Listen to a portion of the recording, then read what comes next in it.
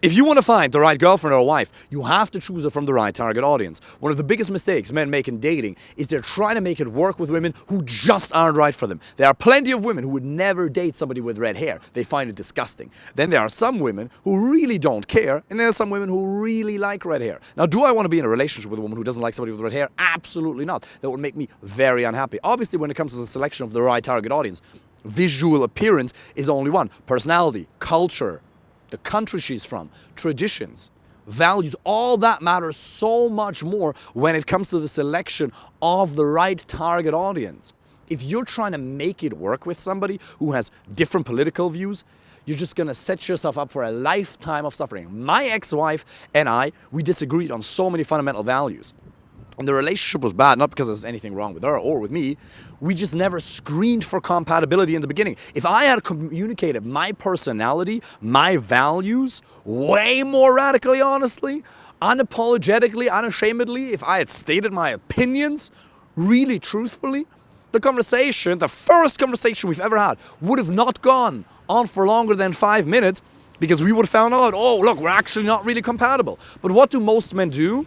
They change their opinion ever so slightly because they're completely deprived of female attention. They don't have a lot of high quality options to choose from. So when somebody stumbles into their social circle or they date somebody at work and they risk losing their job, then they jump into a relationship straight away without screening for compatibility. And then you have a lifetime of unnecessary arguments. That doesn't mean that you won't have any arguments in a relationship with somebody who's right for you, but you'll have way less.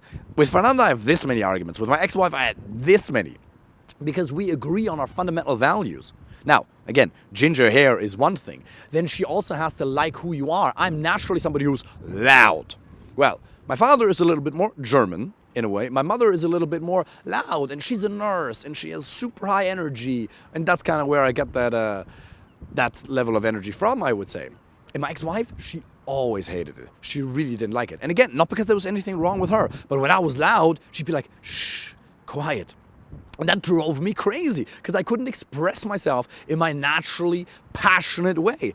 And again, not because there's anything wrong with her, but because she would have naturally preferred a quieter guy. Fernanda doesn't care. She's louder herself. Well, she's introverted, but when she laughs loud. She also has a different degree of passion, right? So there's more compatibility there. It's these little things that really, really matter.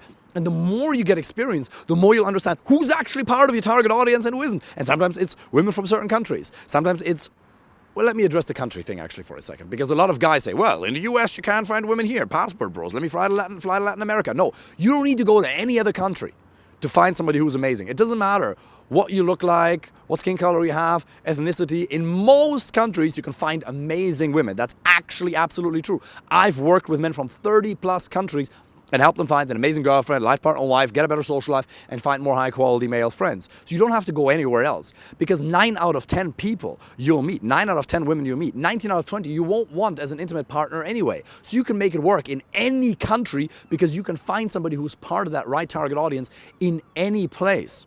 But you might find that, oh, people from certain countries I naturally gravitate towards more. Now, we celebrated a birthday here in Dublin with a group of friends couple of months ago, and we had 13 people from 13 different countries. So you can find amazing people from anywhere in the world. So stop using a country as an excuse. But you might find, okay, this is what I actually like about it. These values. Oh, maybe I like more traditional values, perhaps.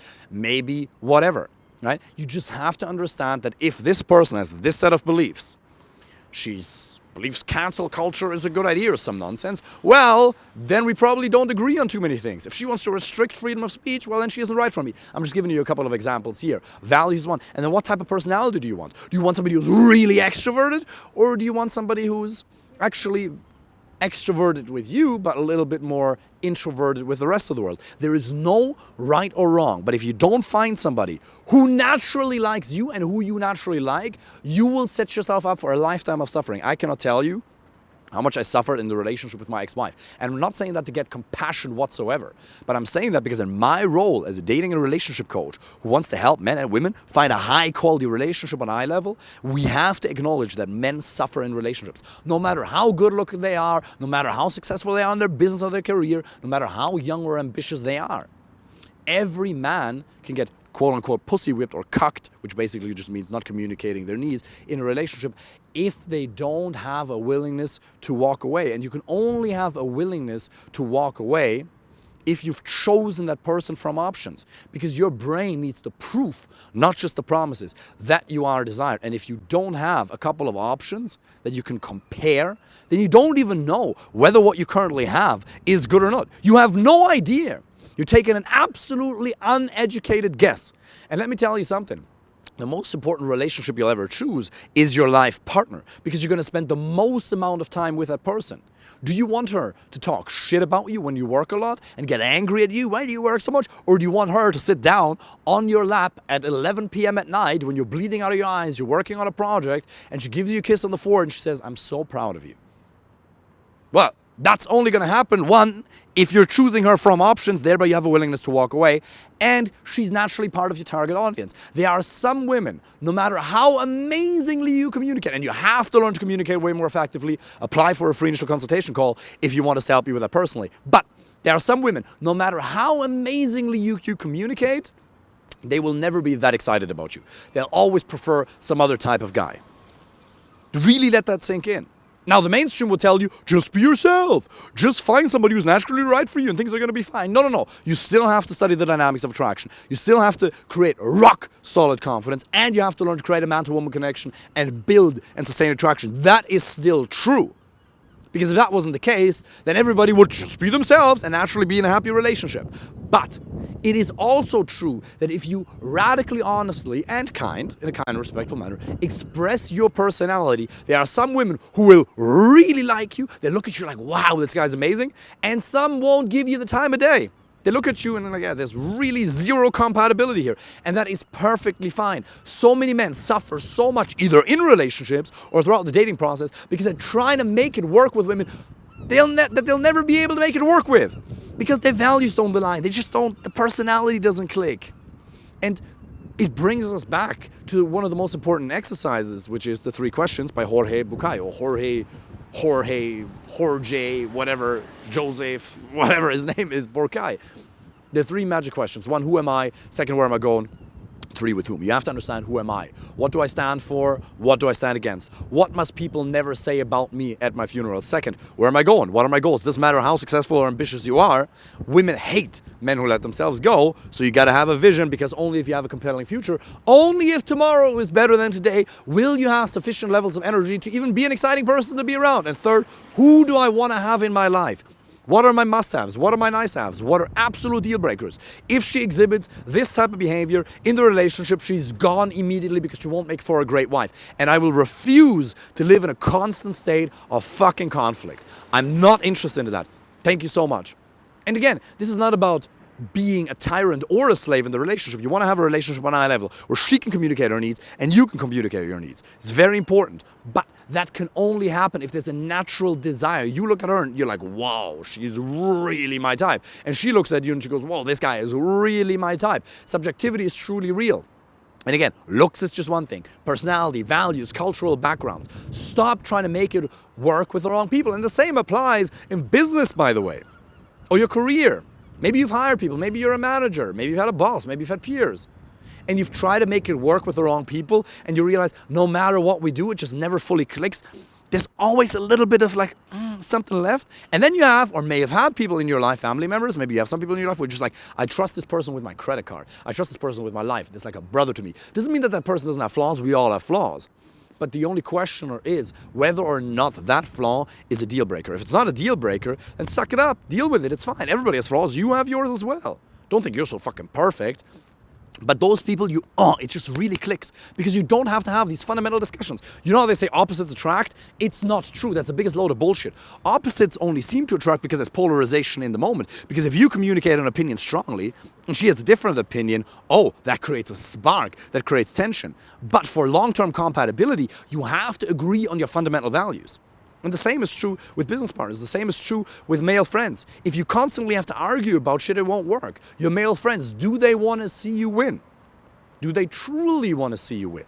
If they had a shitty day and you had a win and you tell them about it because you didn't know they had a shitty day, do they then still tell you, well fucking done, so proud of you, even though they might not be experiencing too many positive emotions in that particular moment, but they make a decision to be disciplined, to encourage you because they want to see you win regardless of what happened in their day. And obviously, if you were aware that they had a shitty day, you wouldn't necessarily impose your win upon them in that moment. You'd be there for them. But do they want to see you win? Or do they only want to see you win as long as you're not doing better than them? These are things you have to become aware of. Life can be so much fucking fun if you spend time with people where you don't have to have these unnecessary arguments. Abundance gives you choice. And it gives you the ability to not spend time with men or women who aren't right for you. These unnecessary conflicts, they make your life a living hell. You don't know how close you are to happiness. You're this close to ultimate happiness. If you were to just set boundaries and not tolerate these inferior fucking relationships where you have to tolerate bullshit. And the truth is always a little bit more nuanced, because it's not like these people are so horrible for you. It's just a 5 out of 10 compatibility.